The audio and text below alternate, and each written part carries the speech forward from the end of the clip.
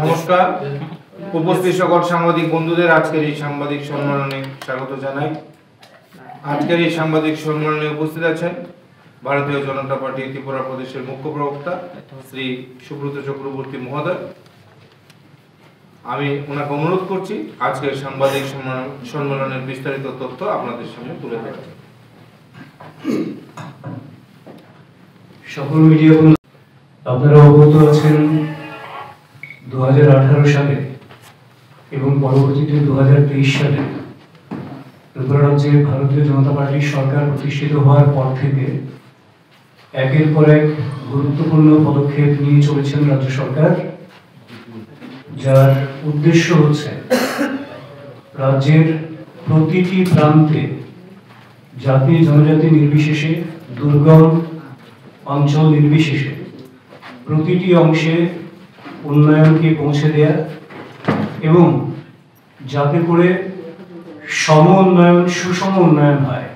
সেই লক্ষ্যটাকে সামনে রেখে রাজ্য সরকার নিরলসভাবে কাজ করে চলেছেন এবং সব সময় সরকারের দৃষ্টিভঙ্গি রয়েছে কোথাও আরো কিছু করা যায় কিনা, যাতে করে উন্নয়ন আরো গতিশীল হয় এবং যেটা সরকারের লক্ষ্য, সার্বিক উন্নয়নের মাধ্যমে একটা উন্নত ত্রিপুরা গঠন করা, সেই লক্ষ্য যাতে খুব দ্রুত অর্জন করা যায়, সেই লক্ষ্য নিয়েই সরকার কাজ করছেন। তারই নিরিখে গতকাল মাননীয় মুখ্যমন্ত্রী দুটো নতুন প্রকল্পের ঘোষণা দিয়েছেন এবং একটি ঐতিহাসিক মুহূর্তেরও সাক্ষী আমরা হয়েছি। আপনারা অবগত আছেন যে আমাদের যে জাতীয় সড়ক উন্নয়ন, সেই সড়ক উন্নয়নের জন্য যেমন NSIDCL বা আমাদের রাজ্যে 6টি জাতীয় সড়কের কাজ চলছে এবং আরো 4টি অনুমোদিত রয়েছে। তো সেই জাতীয় সড়ক উন্নয়নের কাজ একদিকে যেমন চলছে,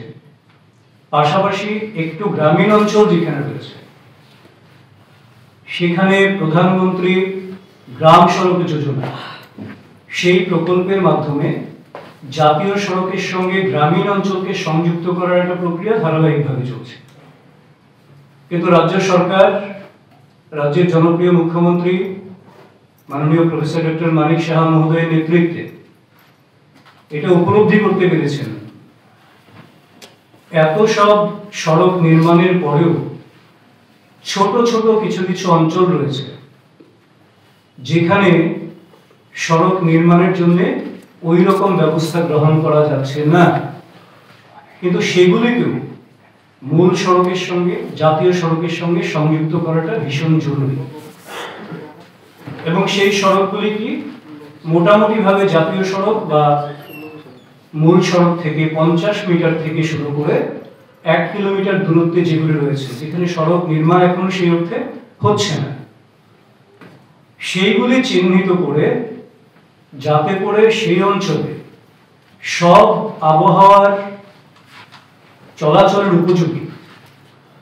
অল ওয়েদার রুটস যেটাকে আমরা বলি, সেই ধরনের সড়ক যাতে নির্মাণ করা যায়, যাতে কোনো প্রত্যন্ত বলে না থাকে, যোগাযোগের অপ্রতুলতা যাতে কোথাও না থাকে, যাতে করে সেই অঞ্চলের কৃষকরাও তাদের পণ্য সেই সড়কের মাধ্যমে বাজারজাত করতে পারে,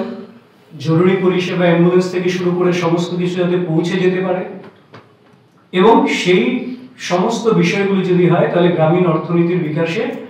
সেটা অনেক গুরুত্বপূর্ণ একটা ভূমিকা পালন করবে। তার জন্য সেখানে কংক্রিট রোড বলুন কিংবা পেভার ব্লক, পিচ ঢালাই, সমস্ত বিষয়গুলিকে খোলা রেখে অত্যাধুনিক প্রযুক্তিকে ব্যবহার করে সেখানে এই সড়ক নির্মাণের জন্য রাজ্য সরকার একটি নতুন পরিকল্পনা নিয়েছেন মাননীয় মুখ্যমন্ত্রীর নেতৃত্বে, মুখ্যমন্ত্রী গ্রাম সম্পর্ক যোজনা। আমরা দৃঢ়ভাবে বিশ্বাস করি এই যোজনার মাধ্যমে ত্রিপুরার গ্রামীণ যোগাযোগ ব্যবস্থায় এক নতুন দিগন্তের সূচনা হবে এবং প্রত্যন্ত বলে এখনো যে ছোট ছোট কিছু কিছু অঞ্চল রয়েছে সেগুলি আর প্রত্যন্ত থাকবে না, তারা সরাসরি সড়ক যোগাযোগের মূল ধারায় যুক্ত হবেন এবং তাতে তাদের আর্থ সামাজিক উন্নয়নে সেটি সহায়ক ভূমিকা পালন করবে। এবং তার জন্য ইন্ডিয়ান রোডস কংগ্রেসের যে নির্দেশিকা রয়েছে কিংবা গ্রামোন্নয়ন মন্ত্রকের যে নির্দেশিকা রয়েছে সেইগুলি কঠোরভাবে যেমন মেনে চলা হবে সেই সড়ক নির্মাণে, পাশাপাশি মাটির ভার বহন ক্ষমতা কতটুকু রয়েছে কিংবা জিওগ্রাফিক ইনফরমেশন সিস্টেম জিআইএস যেটাকে আমরা বলি সেইটাকে ম্যাপিং করে সেই সড়কগুলি নির্মিত হবে। তো এটা নিঃসন্দেহে রাজ্যের সড়ক যোগাযোগে এক ঐতিহাসিক দিগন্তের সূচনা করবে এবং গোটা রাজ্যের যে কোনো জায়গা থেকে যে কোনো জায়গায় পৌঁছে যাওয়ার ক্ষেত্রে পণ্য থেকে শুরু করে যাত্রী পর্যন্ত সেটা একটি গুরুত্বপূর্ণ ভূমিকা গ্রহণ করবে। তো এই প্রকল্প যেমন ঘোষণা করেছেন, প্লাস দ্বিতীয় একটি প্রকল্প ঘোষণা করেছেন মুখ্যমন্ত্রী ত্রিপুরা গ্রাম সমৃদ্ধি যোজনা 2.0। তো এতে আমরা দেখতে পাই যে রাজ্যে আমাদের 1193টি গ্রাম পঞ্চায়েত, ভিলেজ কমিটি, 58টি ব্লক রয়েছে আমাদের, করে আমাদের গ্রামীণ অর্থনীতি এবং প্রশাসনিক কাঠামো, কারণ ত্রিপুরার 70% মানুষই গ্রামে বসবাস করে। কাজেই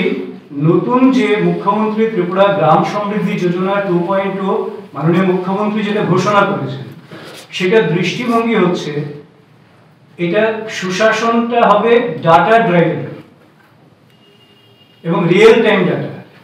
অ্যাকচুয়ালি সেই অঞ্চলগুলিতে উন্নত কতটা হচ্ছে, কি কি কাজ হয়েছে, কতটা কমপ্লিট হয়েছে, লক্ষ্যমাত্রা কি ছিল, কতটা অর্জিত হয়েছে,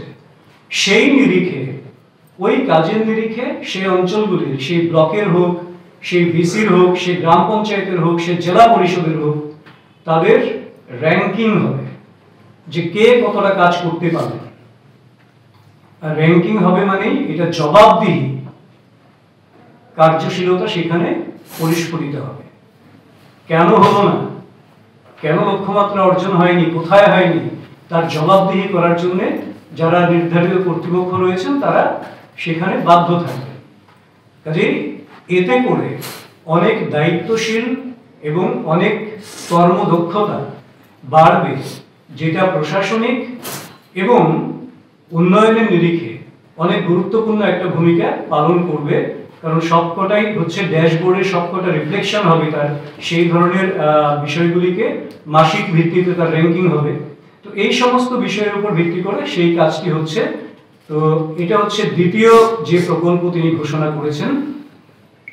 তার নাম যেটা ত্রিপুরা গ্রাম সমৃদ্ধি যোজনা 2.0। তৃতীয় বিষয় যেটা গতকাল একটা ঐতিহাসিক বিষয় হয়েছে, একসঙ্গে বোতাম টিপে মাননীয় মুখ্যমন্ত্রী প্রাইম মিনিস্টার আবাস যোজনা গ্রামীণের অধীনে 15,000 2 বছরের মধ্যে নবনির্মিত 15,000 গৃহপ্রবেশ ঘটিয়েছেন। এবার আপনাদের মনে থাকবে অনেকেরই 2023 সালের 15ই নভেম্বর জনজাতীয় গৌরব দিবসে মাননীয় প্রধানমন্ত্রী জনজাতি ন্যায় মহা অভিযান মানে পিএম জনম যেটাকে আমরা বলি সেটা শুরু করেছিলেন। এবং এই মিশনের লক্ষ্য ছিল কি 18টি রাজ্য এবং আন্দামান নিকোবর দ্বীপপুঞ্জে যে 75টি জনজাতি রয়েছেন যারা বিশেষভাবে সংকটাপন্ন জনজাতি গোষ্ঠী, তাদের সার্বিক উন্নয়ন ছিল সেটার লক্ষ্য। এবং সেই নিরিখে ভারত সরকারের নির্দেশিকা অনুসারে রাজ্যে একমাত্র রিয়াং জনজাতি গোষ্ঠীকে এই মিশনের আওতায় আনা হয়েছে। এবং এই মিশন প্রধানমন্ত্রী জনম তার পর্যায়ে আমরা দেখতে পাই যে 2023-24, 24-25 সালে আমাদের রাজ্যে 16,467টি ঘর নির্মাণ হয়েছে যেটা রিয়াং কমিউনিটিদের জন্য, এবং তার মধ্যে 15,000-এর গৃহপ্রবেশ এবার গতকাল সম্পন্ন হয়েছে। কারণ এই জনজাতি অংশের মানুষরা তাদের যে ডাটাবেস, তাদের যে ডোর টু ডোর সার্ভে থেকে টোটাল জনজাতি অঞ্চল যেটা বেরিয়ে এসছে, তারা সবচেয়ে বেশি নেগলেক্টেড, তারা উন্নয়নের নিরিখে তারা অনেক পিছিয়ে ছিলেন। এবং তাদেরকে উন্নয়নের জন্য, তাদেরকে মূল স্রোতে আনার জন্যই এই মিশন নিয়ে, যেখানে তাদের এই গৃহপ্রবেশ বলতে যেখানে শৌচালয় থাকবে, যেখানে পানীয় জলের ব্যবস্থা থাকবে, যেখানে বিদ্যুৎ সংযোগ থাকবে, যেখানে রান্নার গ্যাসের সংযোগ থাকবে, এই সমস্ত বেসিক যে আমাদের নিডসগুলি রয়েছে একটা লাইভলিহুড মেনটেন করার জন্য, একটা জীবন জীবিকা বা একটা ভালো জীবন ধারণের জন্য, সেই নিরিখেই ওইটা করা হয়েছে। তো 15,000 সেই গৃহপ্রবেশ গতকাল সম্পন্ন হয়েছে। এই তিনটে বিষয় এবং তার সঙ্গে গতকাল আরেকটি গুরুত্বপূর্ণ সিদ্ধান্ত